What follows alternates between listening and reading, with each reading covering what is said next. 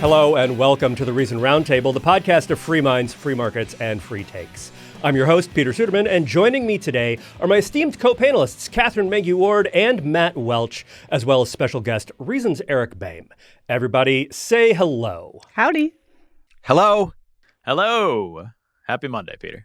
Happy Monday to everyone but American avocado eaters. Today we're going to talk about Trump's big new tariffs, the federal government's spending freeze and employee buyouts, a reader question about the president suing a broadcast news network, and the political blame game surrounding a tragic, deadly airplane crash in Washington, plus a few other things as well. Before we get to that, however, let's hear from a sponsor. Hey, Reason Roundtable fans. Peter Suderman here. Are you a student looking for a transformative opportunity that supports the foundations of a free society? Reliance College invites students aged 16 to 24 to the 2025 Great Connection Seminar in Chicago from July 26th to August 2nd. This year's theme, Reason and Free Will, dives into timeless ideas from writers such as Thomas Jefferson, Ayn Rand, and Aristotle. Students sharpen critical thinking in small dynamic groups, developing the intellectual tools needed to thrive in a free society. Outside the classroom, they'll explore Chicago's vibrant culture, touring museums, trying improv comedy, and building lifelong connections. Parents, this program equips students to think, reason, and act independently. Go to reliancecollege.org/reason to learn more and apply. Early registration is just $400 before March 1st. That includes room and board with scholarships available. Don't miss out. Visit reliancecollege.org/reason to learn more and apply. That's www.reliancecollege.org/reason. Holy guacamole, it's a trade war. Over the weekend, President Trump imposed 25% tariffs on goods imported from Canada and Mexico, with a reduced 10% tariff on energy imported from Canada. Trump isn't a video gamer, but it sure seems like he's feeling the call of duties. Or maybe not. Just minutes before we started recording, the Washington Post reported that the Trump administration has agreed to pause sweeping tariffs on Mexico only for a month while the two sides hammer out an agreement. Apparently, this was announced in a tweet, as all things are now, from Mexican President Claudia Sheinbaum, who said that during a conversation with President Donald Trump, Mexico had agreed to post 10,000 National Guard troops on its border to block the flow of drugs, especially fentanyl. Eric, what is going on here? Please just give us the lay of the land. And then I understand that specifics are going to be really hard to figure out. But help us understand, like in broad strokes, what is going to be the impact and effect of these tariffs should they go into effect?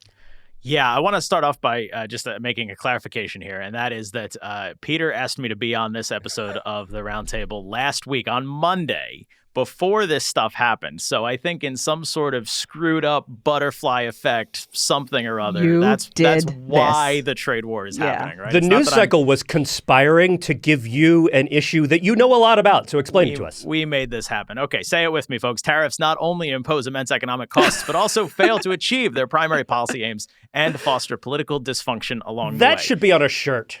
That should be on a shirt. It's been on a shirt. I was actually going to wear it today, but I had worn it last week and I hadn't done laundry yet, so I couldn't wear it for the show today. That is the best summary of what tariffs do. And as you said, Peter, we've got this new, maybe we have 25% tariffs on Canada and Mexico now. Maybe it's just Canada, 10% on oil and other energy products from Canada, 10% on China.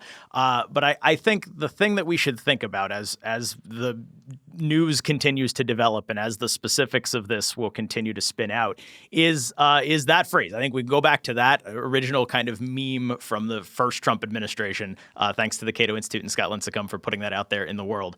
But the important thing there is yes, tariffs impose immense economic costs. There will be costs from these policies. We know that. We don't maybe know the specifics, but there's a lot of other things that tariffs do too. And I think if we focus too much on this being purely an economic story, you miss some of the other elements to this. You miss the fact that they oftentimes contribute to corruption. They allow for more centralization of power in Washington, D.C. There's obviously a geopolitical angle to what's happening here with Trump. And then there's that part in the middle of that phrase, right, is that they also fail to achieve their primary policy aims. In this case, it's not even really clear what those primary policy aims claims are. Trump has talked about, he wants to stop the flow of migrants and fentanyl across the border. I'm confused how taxes on legal imports are supposed to prevent illegal drugs from coming across the border. It's not like it's not as if, we're going to be charging tariffs on the drugs that are smuggled in by definition. Like, that just doesn't make any sense.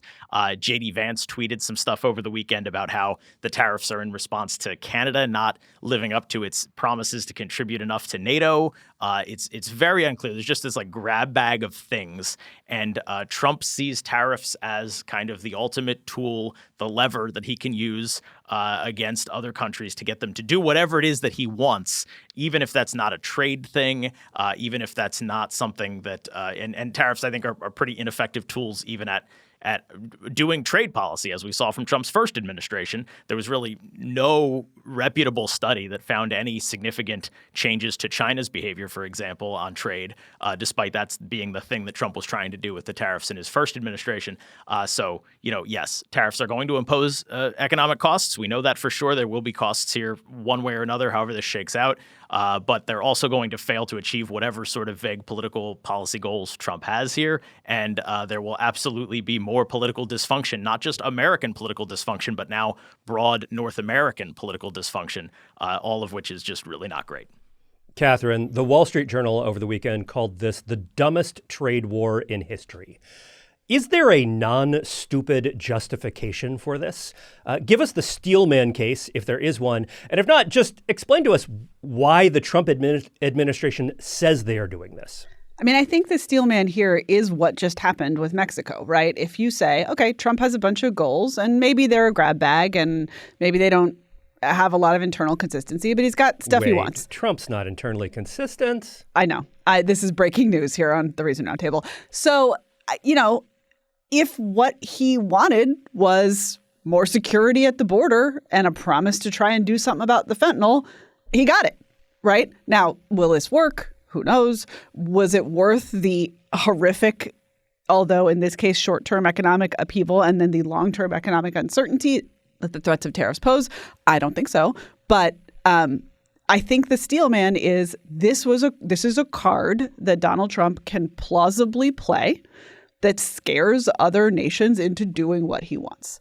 And I think it's adorbs that Justin Trudeau is out here being like a spicy little Canadian. And he's like, you're not the boss of me. But that's... I think the spices are mostly coming from Mexico. Yeah, well, guacamole I said is spicy little Canadian advisedly. I recognize that's still not spicy. But Trudeau's more of a maple syrup guy. Syrupy Canadian. Syrupy little Canadian. I actually was thinking he too will probably fall before this podcast is over into whatever, conceding whatever Trump is going to retroactively say he wanted. But that's it. This is something Trump can credibly threaten. He said a long time for, really his entire first term, his entire time out of office, his entire campaign for this term that he was going to do tariffs. So it's a plausible threat. And he's already gotten some of what he wants. So that's the best case for it. In fact, there are reports that Trump has a meeting scheduled with Trudeau later today. So it is at least possible that by the time you hear this podcast, the Canadian tariffs will also be paused. Matt, one of the things that's sort of related to this is that Trump has proposed ending income taxes entirely and replacing the income tax with tariffs. So now that Trump has imposed a bunch of tariffs, or maybe is threatening to impose a bunch of tariffs, can we end the income tax now? Functionally, no, is one big issue when people play this intellectual policy game of, hey, we swapped out big tariffs in 1913 for the adoption of the income tax, which is a deliberate swap for a variety of reasons, one of which is that adjusting tariffs during the big tariff era between 1870 and 1912, every time you would do it in any direction, it would be an absolute orgy of corruption. Because what do you do? Don't tell Ben Dreyfus. I will not tell Ben Dreyfus anything, and he will like it. It was a terrible corruption. Like, they couldn't do it. Even when Grover Cleveland, who was the only Democratic president in that era, tried to reduce tariffs in 1894, Congress larded it up with so much corrupt, oh, well, I'm going to get this exception. Oh, you're going to tariff this guy now more over this way, that he was like physically revolted by it and refused to sign it into law. And so there was this kind of similar to the way that the neighborhood that I'm in Brooklyn swapped out its entire port in the post-war era because there's just no way to get it out of the hands of the mafia. So they sort of swapped it out for container shipping in New Jersey. Like people did that with tariffs back in the day. So good thing there's no mafia in New Jersey. There's less, and they're more comically available to us as television characters. All of which to say is that most importantly, the president has broad latitude to impose tariffs, particularly when he invents some national security fantasia associated with it. The president does not have that broad authority to wave the magic wand to make taxes go away. Trump and the Republican Congress, which has a majority of about 3 nose hairs, will be attempting to pass some big tax bills coming up soon, and we'll see what the content of those will be, but they will pale in comparison. Here's a thing to think about. David Henderson and Phil Magnus, writing in the National Review last week, pointed out that the entire sum of imports in America is around $3 trillion a year. Okay? Keep your brain focused on that. The amount of money that we get from federal income taxes is $2.5 trillion a year. So even if Trump had a magic wand to make all income taxes go away, which he would love, he clearly wants to do that swap. He doesn't have that. But even if he did, and you did this swap, you would need to tax those $3 trillion worth of imports or tariff them at 83%, and then hope that there would be no change in the behavior of the selling of those imports, which of course there wouldn't be. People wouldn't buy as many imports. So you can't, there's just not enough money there. In the absence of the Republican Party actually reducing the size of government, which it steadfastly has refused to do, including spectacularly during Donald Trump's first term when he added more to the deficit in 3.5 years before COVID than Barack Obama did in 8.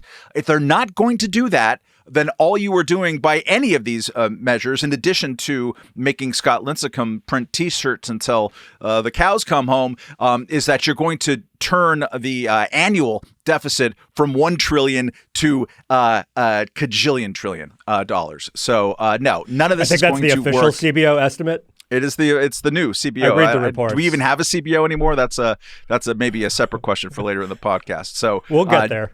No, we're not going to magically make the federal income tax go away, sadly. Eric, Matt said that Trump has broad authority to impose these tariffs, but I have seen headlines suggesting that maybe there are going to be some legal challenges here. So walk us through the legal aspect of this. Is this really legal? Does Trump actually have the authority to just do this unilaterally? Yeah, the answer is that he probably does. I wrote a piece about this about a week ago in anticipation of this potential move of tariffs on Canada and Mexico. He probably does. He would have to invoke the International Economic Emergency Act of 1977 to do that. But the shorter answer, before we get into that whole issue, is that Congress has delegated basically all authority over trade to the president in a number of acts going back really to like the end of the Great Depression, but then accelerating in the 60s and 70s, a couple of different trade bills that gave the president wide latitude to lay tariffs. Trump used some of those laws, like the Trade Expansion Act of 1962, to put tariffs on steel and aluminum during his first administration. That was the sort of lever that he pulled there. He pulled a different lever from a different law, one that was passed in the 1970s, to put tariffs on China, all those imports from China during his first administration. But the big one there, the big kind of flashing red button on the wall that no president has yet pushed to impose tariffs, but it looks like Trump is, we don't actually know yet from the White House if he's actually invoked this authority as of this moment, but presumably he has, is the Emergency Economic Act of 1977. That allows a president to basically do anything he or theoretically she would want to do in response to an unusual set of circumstances that threaten the national security of the United States. So you end up with a sort of funny scenario here in which to to pass legal muster, what the White House is going to have to do if it wants to maintain these 25% tariffs on Canadian imports, for example, is put in writing that the country of Canada and all of the goods that it sends to the United States that are peacefully bought and consumed by Americans somehow represents, at this moment, an unusual and unique threat to American national security. They're going to have to say that. And then they're going to have to convince a court that is legit. And it's, I don't know that a court will see that as legit, but I'm also not very confident that a court will just toss it out either, because we saw courts gave pretty wide deference to the president, to Trump specifically, in his first term on some of these legal challenges relating to tariffs.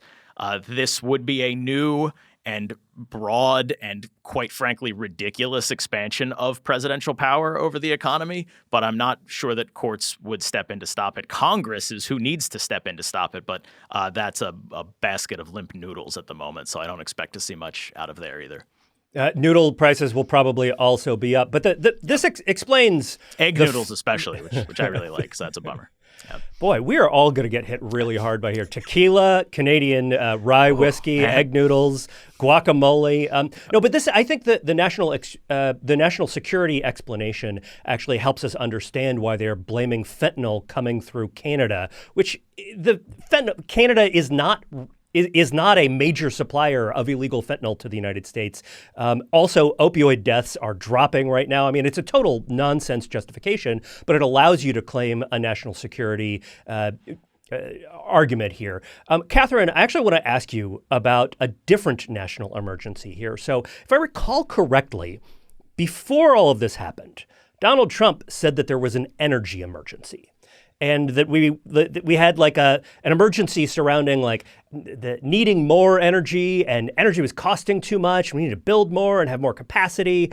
And one of the interesting things about this, about Trump's plan, is that it actually imposes lower tariffs on Canadian energy imports, seemingly an acknowledgement that these are going to raise costs, right? Like, it is an implicit acknowledgement that all of this is going to make things more expensive. At the same time, like, Trump just ran on Biden. He beat Biden largely on the basis of inflation, and he is now coming through with a plan that is going to make everything more expensive, including and especially energy. Make it make sense to me.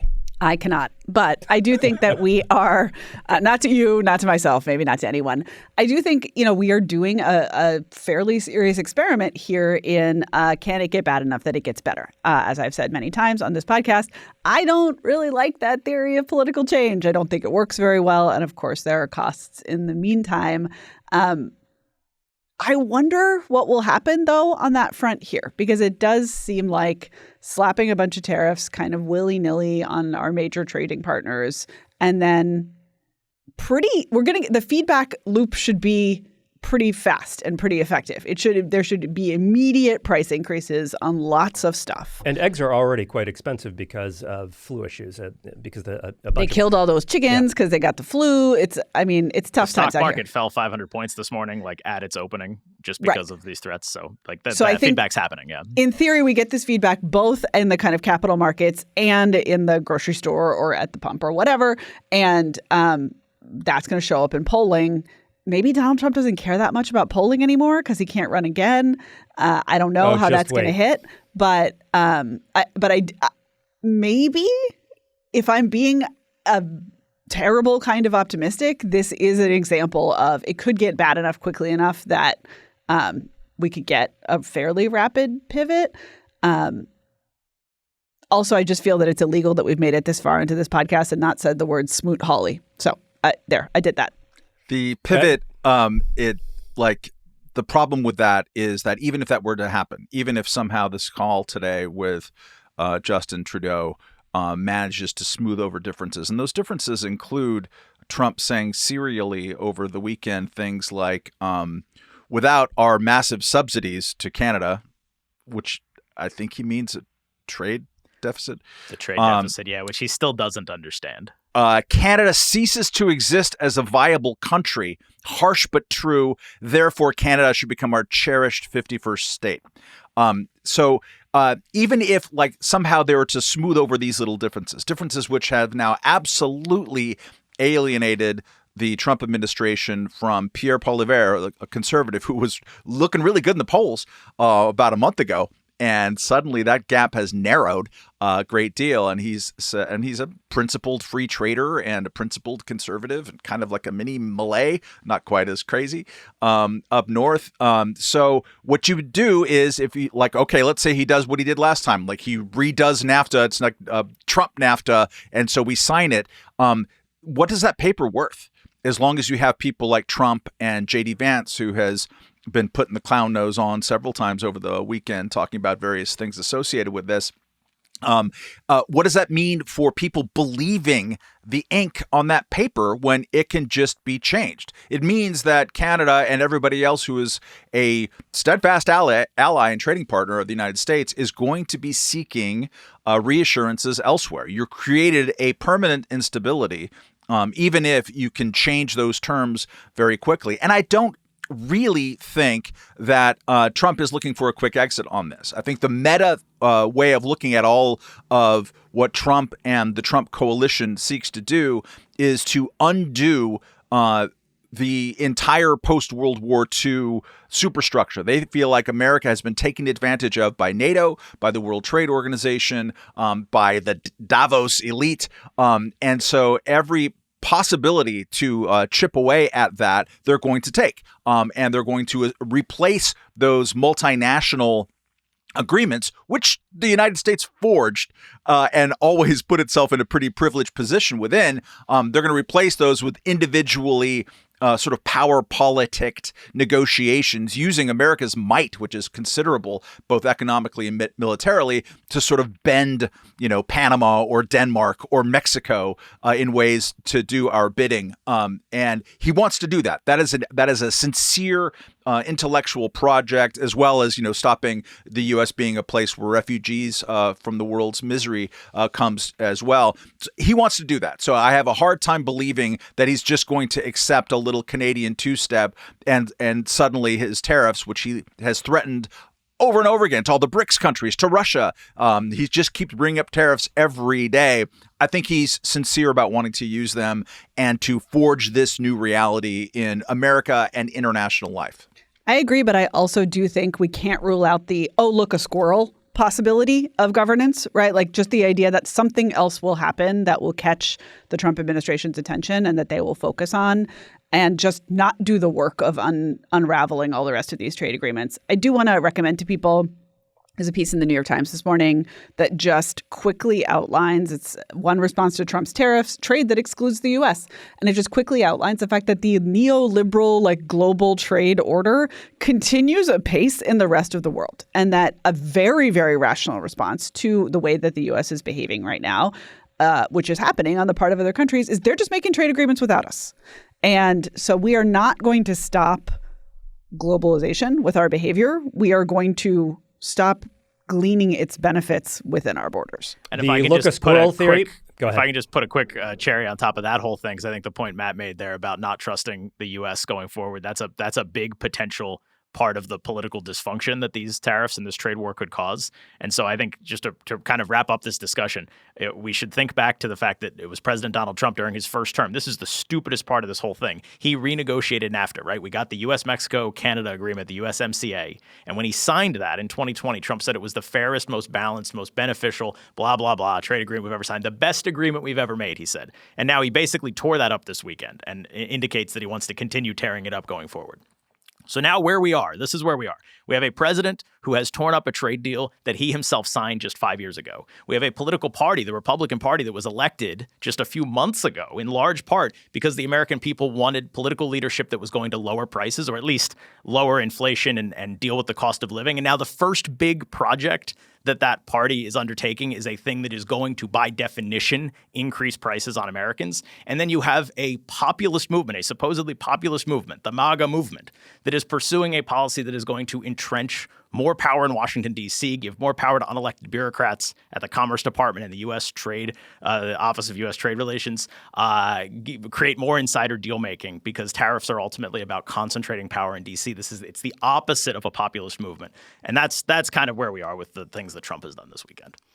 All right. So speaking of economic instability and confusion, this isn't the only major Trump economic policy that we've seen since the last time we had a podcast. The Trump administration also ordered a freeze on federal aid and grant spending via a memo from the Office of Management and Budget, which called for a temporary pause on all federal government grants and loans. Trump's order was immediately challenged in court. On Tuesday, a federal judge blocked the OMB memo, and on Friday afternoon, a second U.S. District judge issued an order saying the Trump administration may not pause, freeze, impede, block, cancel, or terminate obligations to provide federal financial assistance to states. Eric, I want to start with you here, and I want to read you a tweet from Press Secretary Katherine Leavitt. This is actually from Wednesday, so before the second judge's order came down, but this is after the first judge blocked the OMB memo. Leavitt tweeted, "This is not a rescission of the federal funding freeze. It is simply a rescission of the OMB memo. Why? To end any confusion created by the court's injunction. The president's EO on federal funding remains in full force and effect and will be rigorously implemented." Did that end any confusion? No, I think it only created more confusion. And in fact, I had dinner late last week with a congressional staffer who said there's like 3 different active interpretations of what all that means. Nobody seems to understand what's going on. But just to back up, what happened is that on Inauguration Day, President Trump signed a whole bunch of executive orders. Most of them contained a bunch of vague, unclear language about like he was ordering all departments to shut down. Well, I guess one of the more clear ones was like shutting down all the DEI programs. Many of them were vaguer than that, like including the one that they're now pointing to as saying this is the justification for freezing all of this federal spending that goes out the door. Then there was a nesting doll of confusion. Right. And then there was an OMB. This OMB memo went out that offered clarification. The OMB memo was very specific. It gave lots of different line items of government programs, things that were free. It was several pages long, just sort of specifying, freeze this program, freeze that program, whatever. The White House maintains that this is like a temporary freeze. They're reviewing. Katherine Leavitt has said that they're reviewing the dollars that go out the door so they can make appropriate decisions about what to do after the fact. And then there's this now ongoing debate as to what actually. Then there was a second OMB memo that rescinded that memo, but to your point, didn't rescind the executive order. But the executive order really is starting very to feel unclear. like the plot of an episode of Severance. Like, Yeah. on the one hand, I understand that things are happening, but I don't understand what's going on here. It seems like, and I'll just say this and let somebody else chime in to try to clarify. It seems like the operating stance right now is if President Donald Trump approves of this line item of spending, then you should spend it. And if he doesn't, then you shouldn't. But as we've talked about, and as anyone who follows politics is aware, Trump does not have a mind that is focused on particular policy items in that sort of level of minutia, and certainly is not focused and like what he wants even changes from day to day and hour to hour. So you can't have that be the operative policy of the federal government is only spend the dollars that Trump wants to spend. So there needs to be some sort of clarification. That OMB memo, the now rescinded one, was an attempt at providing that information to the executive agencies that actually have to make these decisions. And so it seems like in the absence of any sort of actual guidance, and now with a couple of stops being thrown up by the court, it means like that everybody's just sort of sitting in limbo and isn't quite sure what to do. That's right. The fight over Trump's spending freeze is in many ways a fight over something called impoundment, which is whether or not the president has to spend money that Congress has appropriated. So this fight goes back to the Richard Nixon presidency and the passage of the 1974 Congressional Budget and Impoundment Act that not only created the CBO and the modern budgeting process, but also clarified for the record that the president has to spend all the money that Congress appropriates, that the president does not have a choice. And so a big part of what we are seeing with this spending freeze is that the Trump administration is trying to get this litigated in court. They want a legal challenge so that they can set a precedent here. So, Matt, there's a lot of confusion including coming from the White House about even some of the small stuff about what exactly this means. Press Secretary Leavitt said that among the suspended grants was $50 million for condoms in Gaza. Is that accurate?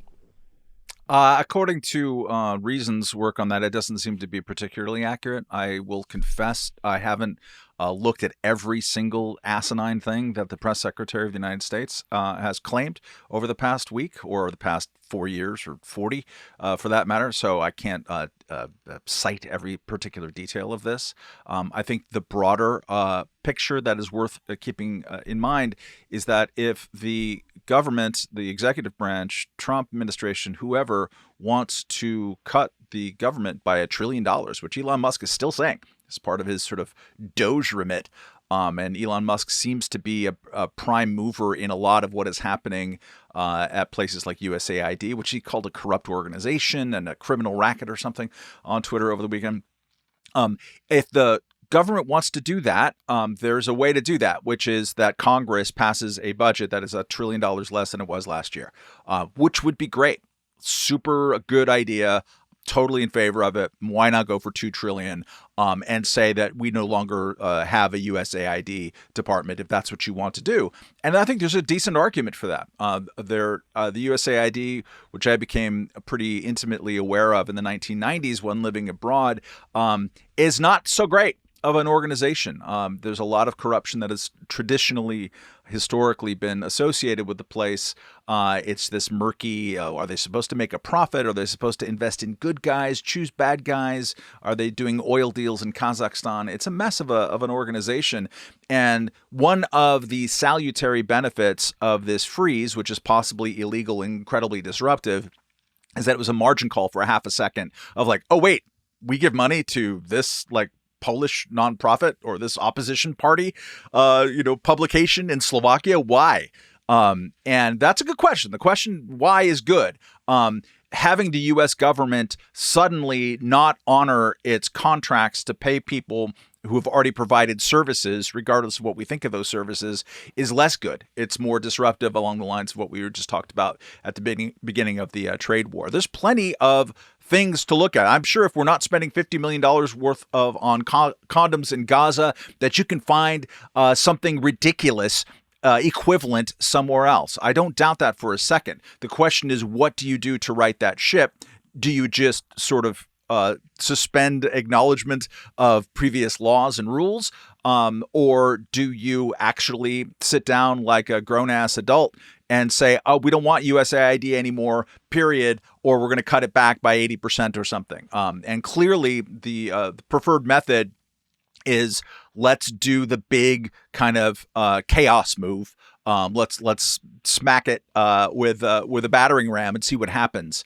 And there's a lot of people who enjoy that, and we shouldn't be willfully misunderstanding about that. There is a pleasure associated with people who are supporting these moves. They like to see the rats scurry from their point of view. And that is a tendency in American politics right now. And until that receives some kind of satisfaction or expression, we're going to see more and more of this. The condoms were supposedly being used as bombs. So I guess this is an anti-war move. The last thing we want to talk about here is that the White House also announced what amounts to a buyout offer for federal employees. Those who take the offer can, as I understand this, just not show up to work and get paid through September. It's not clear exactly what the budgetary authority is for all of this. It definitely has Elon Musk's fingerprints on it. The memo was titled A Fork in the Road, which is the same title, as I understand, that Elon Musk used when he let go the vast majority of employees at Twitter, which is now X. Something like 80% of the employees at X just got the axe or left. And maybe that's the same theory that is going on here. Matt, do you see any potential problems with this order, with the incentives that it creates for federal employees? I don't know, honestly. I feel like that asking the federal employees to go to work is a good idea. There are privileged positions in working for the federal bureaucracy, the likes of which those of us who would never contemplate such a thing can't possibly imagine. You have much more job security traditionally than now. And a lot of the sob stories coming out from people who are on the other side of this, I understand the uncertainty could be kind of troubling. But generally speaking, you get paid pretty well. You have pretty generous benefits, and it's really tough to fire you. And also you can cloak your job and perhaps work at it with this exalted feeling of patriotic service and duty. So it's possible that these orders, if legal, are a perfectly good thing. I think that it is worthwhile to do kind of a gut check on the bureaucracy and ask if it's just metastasizing for its own sake. That all said, having buyouts, we've seen this in the newspaper industry, private industry, admittedly, but newspaper buyouts was one of the worst things that, in terms of quality for the newspaper business, because the people who were good enough to work elsewhere said, cool, I will take that year salary, and I'm going to go work for this other guy across the street who's good. And the people who remained really sucked. So I would worry about that. It might not be possible to affect the gains that you want otherwise without using that blunt instrument. So it's complicated, but yeah, I don't know. And so I would be remiss if I did not channel Reason's publisher, Mike Alisi here, who, whenever we talk about this sort of thing, will say something like, I'd rather pay the government employees to not work than pay them to work. And I'm never quite sure whether he's kidding or not. He's serious and he's right. He's serious and he's right. So That's speaking the default Mike Alisi. But speaking of responses where you're not quite sure whether they're kidding or not, the best part of the OPM story was that the offer was made in an email. And in response, federal employees filed a lawsuit saying that it was illegal for the president, who definitely heads the executive branch, that's how the American government works, to email employees directly. Basically, instead of this meeting should have been an email, this email should have been a torturous bureaucratic procedure. Katherine, you are a manager, and sometimes you like to email your employees. Like, how does this make you feel? Does this not, in some ways suggest that maybe all of these people are awful and just need to get the boot? The private sector and the public sector are different. The private sector and the public sector are different. It's so important to keep that in mind. I kind of enjoyed Elon Musk firing everyone at Twitter. I'm kind of enjoying maybe firing all the federal government employees. They're being offered a buyout and also being put on paid leave and all kinds of stuff. And, they're also being ordered back into the office with the kind of not even veiled goal of getting people to quit. All of this is very appealing. The thing that I have been thinking about, though, is this moves so much more of our governance into the place that executive orders have already taken many, many crucial issues. So right now, our immigration policy, to a large extent, just ebbs and flows every time power changes hands, right? Okay, everyone come in, everyone go out. Everyone come in, everyone go out. It's a lot more complicated than that, but more or less, that is what is going on. If we do this with everything, that's not going to make for a better country. And so, of course, it is correct that, Matt is right. I would love for Congress to say, should we have USAID? Let's debate it and then vote on it. That would be awesome. But I do think that making the strong claim, all of this is rightfully in the hands of the executive, trade policy, hiring and firing, there's a case for all of it. And if we move all of it into the hands of the executive, and then if we get the situation we have now, which is that people with power are just trying to guess what the president likes and what he doesn't like, that's an autocracy. That's bad. We don't want that. We do not want, I am trying to read the vibes from the throne room in deciding whether or not to go to work today, to tell my subordinates to do their jobs today, to plan for the future.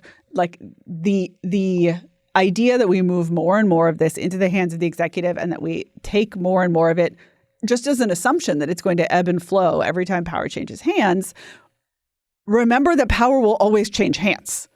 And so when the next Democratic administration comes in and they go on an insane hiring spree, everything in the federal government is now governed exclusively by DEI. I have no idea what with trade at this point, because there's actually no one who likes trade, really. Democrats are going to love free trade after 4 years of Donald Trump Democrats are fighting going to love free trade for the next 3.5 years and then do whatever they're going to do. Political opinion. So all of that is there's going to be a boomerang. There's going to be a backlash if we move it into a place where it is basically kind of an autocratic system. It is kind of funny to imagine the reply alls that happened though to that email that went out to the entire federal government, right? Like, there was some incompetent bureaucrat who just sent no back to everybody. Again, to Katherine's point here, if the characters within the Trump administration who want to challenge the constitutionality of the Budget and Impoundment Act, if they succeed, then you're basically doing this. You're centralizing all budgetary authority in the executive branch, because if the president can say yes or no to any bit of congressional authorized spending, if he can just block it, then Congress has no role effectively anymore in the budget. And Congress's budget process is incredibly broken. So I hope that the best case scenario here is that this forces some sort of long overdue correction in the way in which we handle the budget, because that's obviously Congress locates its very balls. Bad. But I think centralizing it even more so in the White House would be a worse outcome. I do want to say just one last thing. It would be cool if the federal government was way, way, way smaller. And I really do it's way too big. All of these people doing all of this stuff on the federal dime every day are not our friends, and they are not helping us. Cut spending. Of course there are government employees who are doing good and important work. There are functions of government that need to be performed for people to continue to function in the private sector, even given the world the way it is. But there is so much to cut, and to do it in an even vaguely legitimate way would be the best thing that anyone could do. Republicans have power across the whole federal government. They could be doing this legit if they really wanted to. So I'm not the Trump guy on this podcast, but before we close out this segment, I do want to offer a kinda sorta defense of Trump's economic policies as we have seen them so far. Look, Trump is chaotic. Trump is a liar. Trump is malicious in so many ways. He doesn't have plans, and the people who he has surrounded himself with, they all have they have problems as well. But one thing about cutting government, one thing about reducing the scope of federal power, is that the people who want to do it and who are going to put themselves in the position to do it, that is the positions of power, those people are going to, by definition, be kind of crazy. They're going to be kind of chaotic. They're just going to be headbusters who want to come in and stir stuff up. And to some extent, if you want that to happen, this is the option that you are going to get, is that you are going to get people who are not going to be process people, who are not going to be good government people who do it the right way. They're going to come in and they're going to do it the wrong way. And maybe the wrong way is the only way to do it. Again, I'm not saying that I am exactly defending this, but I think if you want to mount a defense of doing this in a chaotic way, that's it. It's that this is inevitably a chaotic process. The bureaucracy is going to resist. There is going to be a huge amount of friction. There's no good, straightforward way to just come in and do this. You don't have the manpower. You don't have the plans in advance. You got to just come in and say, we're doing it. That's what Trump is doing. And, I think that there are going to be a lot of problems, but I hope that at least some of it works. So let's go to a sponsor here, and then we will move on. Are you being lied to? They tell you to max out your 401k and IRA, and then they make you beg for permission to use your own money. It's time to get the truth and discover a better way to grow and protect your money. Bank on Yourself is the proven retirement plan, the alternative that banks and Wall Street desperately hope you never hear about. It gives you tax-free retirement income. You'll know your tax rate in retirement. 0 under current tax law, which protects you from the coming tax tsunami. Built-in inflation protection. Your money is guaranteed to grow by a larger dollar amount every year in both good times and bad. Peace of mind. You'll know the minimum guaranteed value of your retirement savings on the day you plan to tap into them. And at every point along the way, you can get a free report that reveals how you can bank on yourself and enjoy tax-free retirement income, guaranteed growth and control of your money. Just go to bankonyourself.com/roundtable and get your free report. That's bankonyourself.com/roundtable. Bankonyourself.com/roundtable. Get your free report today. All right, let's go to our listener question. Esteemed Reason Roundtable panelists, Donald Trump personally sued CBS for editing Kamala Harris' interview on 60 Minutes during the presidential campaign in a way that he feels treated his campaign unfairly. He recently exercised his executive authority under Article 2, directing the FCC to demand unedited transcripts of said interview from CBS to support his lawsuit. Does anyone else see this as problematic? Could this represent the first test of judicial doctrine of full immunity that SCOTUS created during the Trump v. United States ruling? Sincerely, Michael. Eric, let's start with you. I'm a little bit. I don't think this is true, and I'm quite skeptical of the broad executive authority that's apparently been granted. I think there's reasons to be concerned about that. This doesn't quite rise to that level for me because he's suing in his personal capacity. I think I'm not a lawyer, but I think during the discovery phase of that lawsuit, unless CBS just decides to settle, which it looks like they want to do, but if there were to go to like a discovery phase, I think you would get those transcripts anyway. I don't think that has really any I don't think the president's power. Maybe it makes it happen more quickly or something because he can get the FCC on it. But the FCC is threatening to compel that.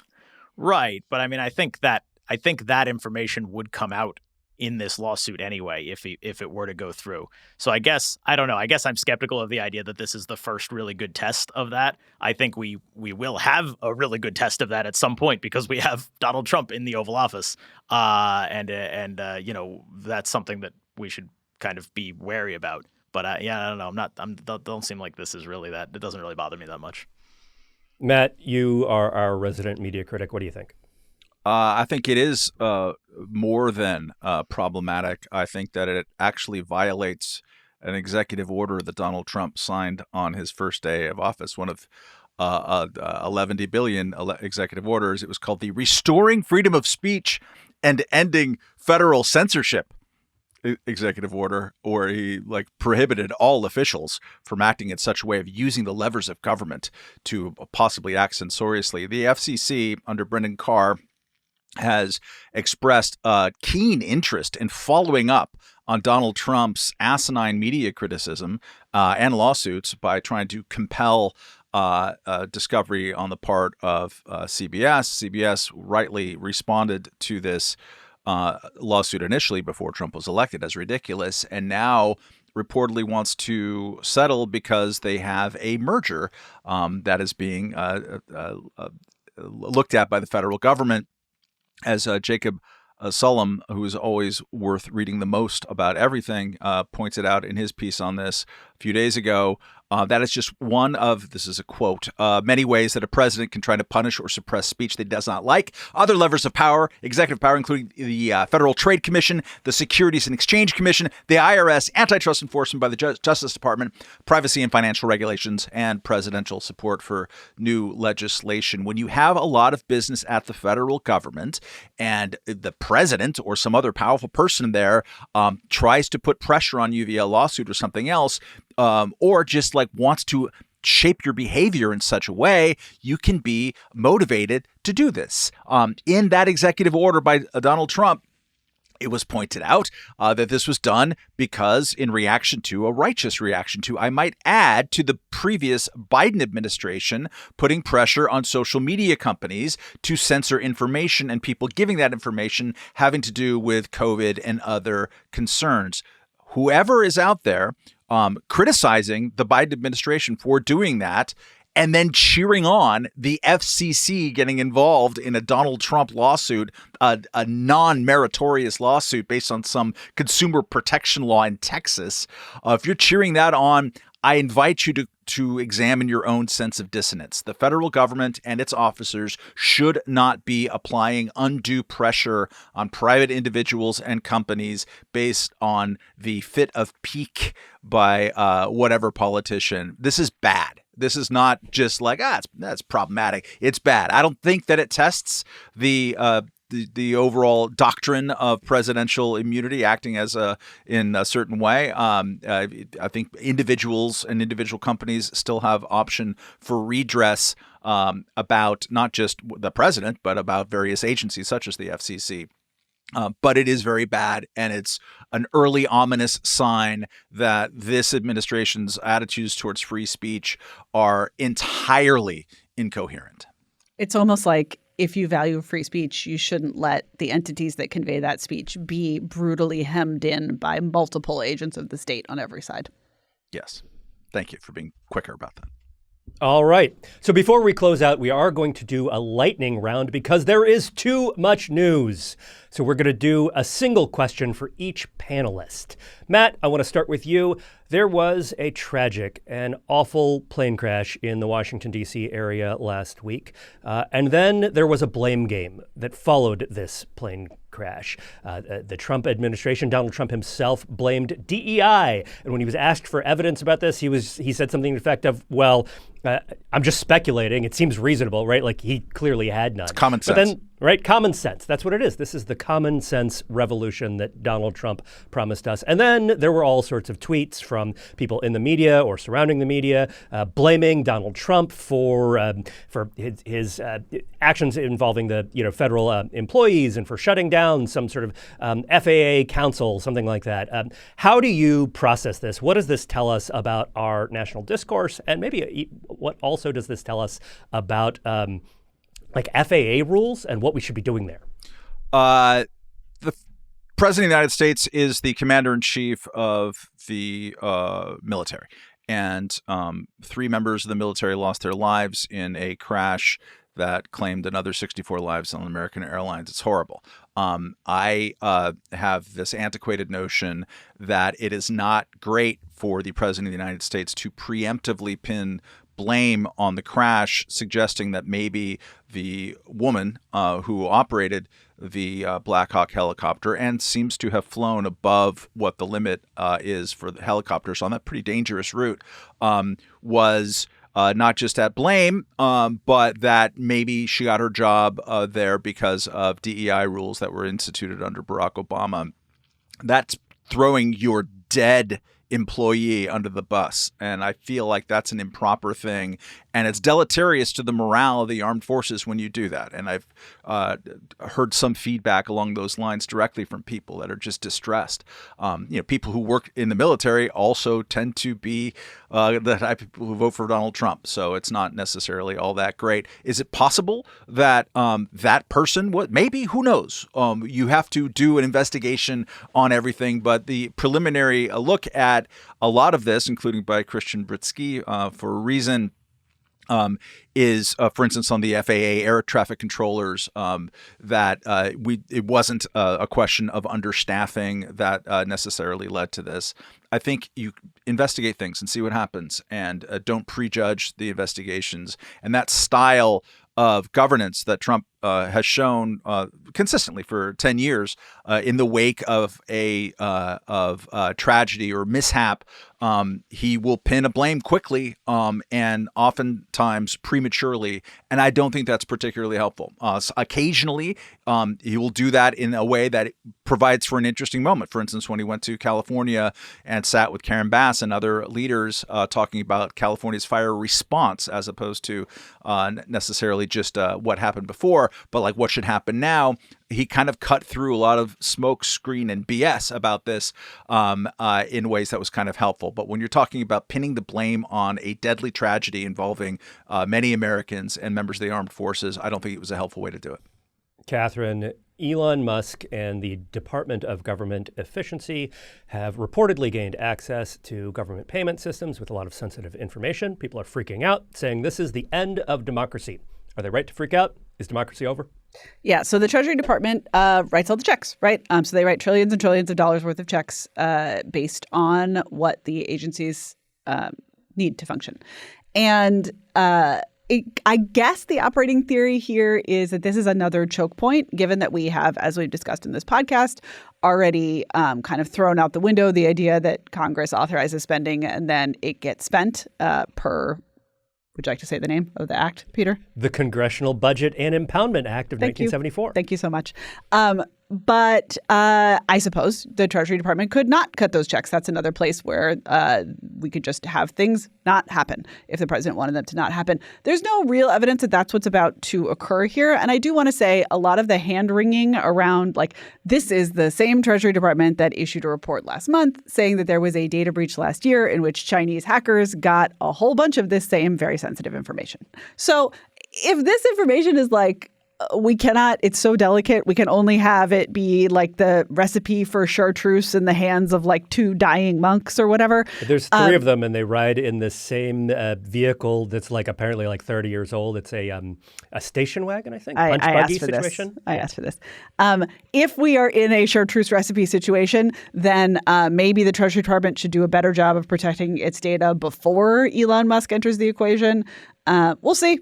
This could be yet another place for the vaguely autocratic tendencies of the Trump administration to manifest. But at least right now, if you were trying to cut spending, it seems like it would be useful to have data about where those checks are going. The Treasury and Department if that's what's should happening, buy it's fine. more chartreuse, is what I think. In conclusion, the Treasury Department should buy more chartreuse. Liquid gold. I mean, have you seen prices on that stuff these days? I was in a liquor store and it was $110 a bottle. That's up from an average of $60 just a few years ago. Since Katherine brought up Chinese malfeasance and data protection, let's talk just a little bit about Deepseek, the brand new AI, the large language model that is competing with things like OpenAI's ChatGPT and Claude. This debuted and people freaked out. They were very excited and they were also very worried because it's Chinese. And it was done for an awful lot less money than OpenAI's ChatGPT, although there are at least some disputes about how much money was spent to create Deepseek. Eric, you have written an awful lot about trade policy, about America's rivalry with China. How do we process this pretty good, maybe very inexpensive, maybe major technological leap AI that has come out of a Chinese company? How should we think about that in terms of U.S.-China relations? Yeah, I want to bring this back also to the trade war, which is really stupid. And if you're somebody who freaks out about Chinese technological developments, the last thing you should want to see is some sort of North American trade war that distracts America's focus and also like pisses off our allies unnecessarily before we have to go have some sort of confrontation with China. All that being said, I'm not one of those people. I'm not really that worried about that. This seems cool. It seems like it does the same stuff that ChatGPT does, but like uses less processing power. It seems like it was privately developed, although in China, you're never really 100% sure about that. But the New York Times, in a really interesting piece that ran yesterday about the way this is being seen in China, talked about how it's basically been privately developed. So that's a good thing. And that actually really kind of undermines China's and like Xi Jinping's own sense that he's been trying to build up of like, the Chinese state is going to be the dominant force in AI going forward. So I think it erodes some of the perceptions of state power. Maybe it could erode some of the perceptions of state power in China. As far as like China-U.S. rivalry, I don't know. We live in this awesome era right now where there's new AI developments all the time, and each one of them is newer and better than the last one. So they're like, okay, China wins this round. I'm sure an American company will have something in the next 6 months that's even better, or like a Norwegian company. I don't know. Somebody somewhere is going to develop the next thing that's going to be cooler than this because we're in this awesome era where everybody is finding and developing these new tools. So, I'm not really that worried about like that this one came out of China. In fact, it seems kind of cool if it helps to like erode Chinese state superiority there. And then, I think the other point to make, the policy point here, kind of a maybe more nuanced thing, is that like the United States has invested quite a bit in trying to keep really advanced AI chips and the machines that make these chips out of China in recent years. And that seems to have failed. China still built this thing. A Chinese company did. And so I think it also speaks to, the lack of America's ability to control what happens in China, which is, again, ultimately a good thing. Like, this is the best kind of U.S.-Chinese competition, would be over developing the coolest new tech. And that's, where we're pushing each other to do newer and cooler and better things rather than having some sort of like pseudo-militarized rivalry.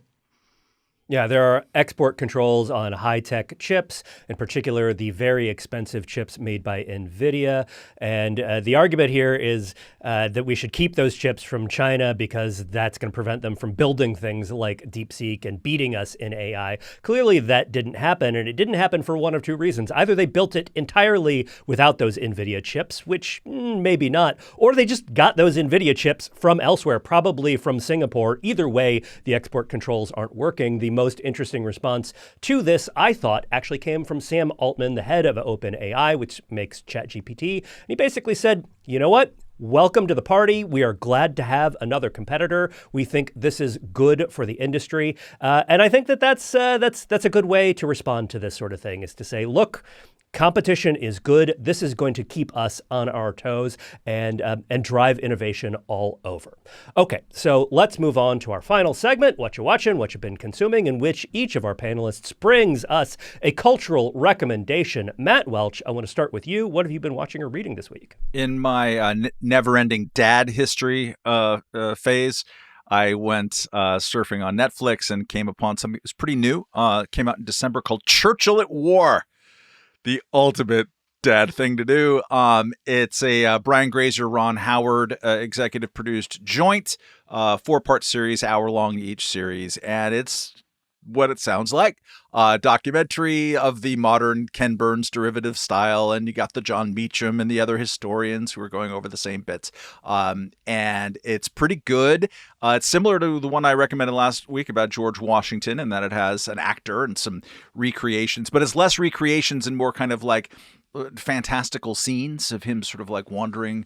It's the artificiality of it is kind of, they use that to its own extent, and they use AI to record his voice reading his 5 trillion words of memoir that he wrote about World War II, and that actually is a pretty interesting little gimmick among the just like when Katherine, the Katherine robot reads the Reason articles. Yeah, which I'm not going to listen to because I could just imagine those horrible fingers. It's just, I shudder. The AI doesn't have the fingers. They're virtual. Says you. You don't know what this imagination is capable of. Anyways, 2 of the more endearing participants in this are Boris Johnson, with his tousled hair, and George W. Bush is a pretty interesting testifier about Churchill at the time. I was struck by the actual similarities between Churchill and George Washington. Both of them were got incredibly lucky early in their careers not to have their entire careers derailed by screwing up massively and militarily when they were young. They both considered themselves to be part of guided by Providence, saving them for this very special cause. They were the men for the moment, absolutely indispensable. And it's just kind of with these gigantic flaws of Churchill's approach towards colonialism, George Washington towards both slavery and Native American tribes. And it's just kind of interesting that Washington's the father of the country and Churchill is kind of the hospice nurse for empire, unwittingly so. He saved England, he saved the West. It's a remarkable achievement. And at the end of it, England was done. The empire was done. Long live the empire. Which way, Western men? Eric? So there are 2 movies from last year that I am personally offended did not get Oscar nominations. And one of them is Hundreds of Beavers, which is maybe the best slapstick comedy made since the Marx Brothers or the Three Stooges. I know there's not a lot of competition in that category, but it's incredible and people should absolutely check it out. But the one I'm going to talk about is called I Saw the TV Glow. And this movie is okay, if you're about my age and you have kids who grew up in the 90s, you might be familiar with Are You Afraid of the Dark, which was this Nickelodeon show. It was on Snick, which was Saturday night Nickelodeon for teens. It was basically the Twilight Zone for teenagers. Every week there was a different spooky story about, monsters living in the basement under the school or ghosts in your grandmother's attic or something like that. It was great. I loved the show when I was a kid, but it was also very, very low budget. It was on Nickelodeon and it was the 90s. The special effects are not great. It's all just people in costumes. And if you go back, as I recently did, because I was telling my girlfriend for some reason about a year ago about one of these episodes because it had come up, and we went back and watched it, and you go back and watch it now and you're just wow, this looks terrible. How did this ever entertain me as a child? And that's what this movie is about. I Saw the TV Glow. There's a show within the movie that the 2 main characters are obsessed with called The Pink Opaque. And it's basically Are You Afraid of the Dark? It comes on the teen channel late on Saturday nights, right before they start showing reruns of old sitcoms, which is what Nickelodeon used to do with the Nick at Night. And it's so it's Are You Afraid of the Dark kind of mixed with Buffy the Vampire Slayer, very 90s teen bad horror show kind of coded. And the movie pivots in the middle when one of the characters, as an adult, goes back and watches one of those episodes of this show that they were obsessed with as a teen and realizes that it is nothing like what they remember. And then the question that the movie asks is well, wait a minute. What if that actually isn't what you remember? What if you were actually a different person then? What if none of your memories are quite real? And so the best compliment that I can pay to I Saw the TV Glow is that it's basically a Sarah Pinsker story in movie form. I've talked about Sarah Pinsker books on this podcast before. She's won like multiple Nebula Awards. Science fiction Hugo novelist. Awards. Yeah, science fiction writer. Who wrote basically a novel about the pandemic right before the pandemic. Yes, but her better stuff, like in her short story collection, Sooner or Later Everything Falls into the Sea, and in particular, another short story of hers, I don't think it's in that collection, one called Two Truths and a Lie, deal with this question of like memory and identity and how those two things are tied up to each other. And in that story specifically also has to deal with a character who goes back and watches a TV show from their youth and has weird revelations about it. But basically, the movie is all about these questions of how memory shapes your identity and how your identity is wrapped up in the things you remember. And even like these most foundational memories from your formative years maybe aren't quite accurate the way you remember them years later. And the whole thing is also obviously a trans metaphor. I should say that too. The director, Jane Schoenbrunn, is trans and non-binary. The opening shot of the movie is like the main character silhouetted against like a blue and pink framing on either side. And that visual metaphor carries through the whole thing and is obviously a big part of what's going on here. But I think to look at it just purely that way kind of undersells what's going on here because it asks some interesting questions about identity that I think are interesting to anybody who's sort of interested in self-reflection, even if you're not specifically like a trans person yourself or don't have close relationships with them. But it's really fascinating movie, and then has like a really terrific psychological horror kind of twist at the very end that will stick with you. So I Saw the TV Glow. You see that same sort of interest in identity and memory and the fluidity of it and the uncertainty in a lot of the early Christopher Nolan films. Memento, The Prestige. These are stories about maybe the way you remember things isn't exactly the way they happened, and maybe that suggests something about the impermanence of who you are and your ability to know exactly who you are. Katherine, what'd you watch? Or maybe we shouldn't structure our politics around an imagined golden age in the past. Just an idea. So I watched in a continuing series of Reason Roundtable recommendations that are also mental health checks. I finished rereading Snow Crash and moved on to just watching a lot of the Great British Baking Show. So that's where I am. And in particular, I want to highlight an episode that I watched Snow recently. Crash, the Great British Baking Show, a study in contrast. This is who I am as a person. So I rewatched the 2022 episode in which featured possibly the most disastrous ever. They usually do 1 week where they look to another nation for culinary inspiration. This was Mexico week, and it did not go well. So speaking of the twilight of the British Empire, speaking of this is also Mexico week. This is America. Is what I'm saying here is speaking and it's not going well. The dangers of being too far away from the beauty and glory that is engagement with Mexico. If you ask a bunch of British people to bake Mexican foods, including tacos, what you get is people saying the word guacamole. You also get someone saying pico de gallo. And you get the hosts, who are two of truly the palest individuals you can imagine, wearing serapes and shaking maracas, asking if Mexico is a real place. So this is the vision of a more separated world. This is the vision of national independence that we should all fear. We need to love and understand that not only is Mexican food delicious and various, but also has baked goods that are delicious. No one needed to make tacos in this episode. And there we were. Let's not end up there. We do not have to follow the path of the decline and fall of the British Empire in this way. We have another choice. Wait, so was this cultural appropriation? Yes. But you're against it in this case, right? This is the thing when people are like, oh, well, sometimes it's cultural appreciation and sometimes it's cultural appropriation. This was not appreciation. This was all darkness. It was sad. I watched the movie Seven, David Fincher's 1995 serial killer thriller, on the big screen for the first time. This was in a gorgeous new 4K restoration. Seven is one of my all-time favorite movies. I have seen it dozens of times. There was a period of my life where I had trouble sleeping and would often just watch it in the middle of the night to help me sleep. It was incredibly influential on movies for years later, even decades. You can see in the most recent Batman film with Robert Pattinson was quite heavily based on Seven. You watch it now and it all feels kind of familiar, but it really helped establish the grim, grimy aesthetic you now see in so many thrillers.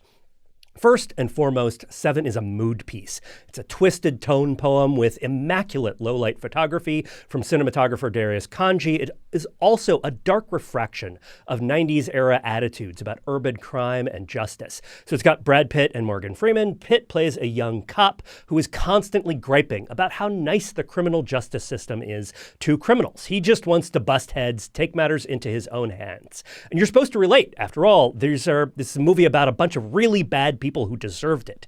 But in the end, this sort of famously dark and twisted ending in which we find out what is in the box. What's in and the it box? Is the head of What's in the box?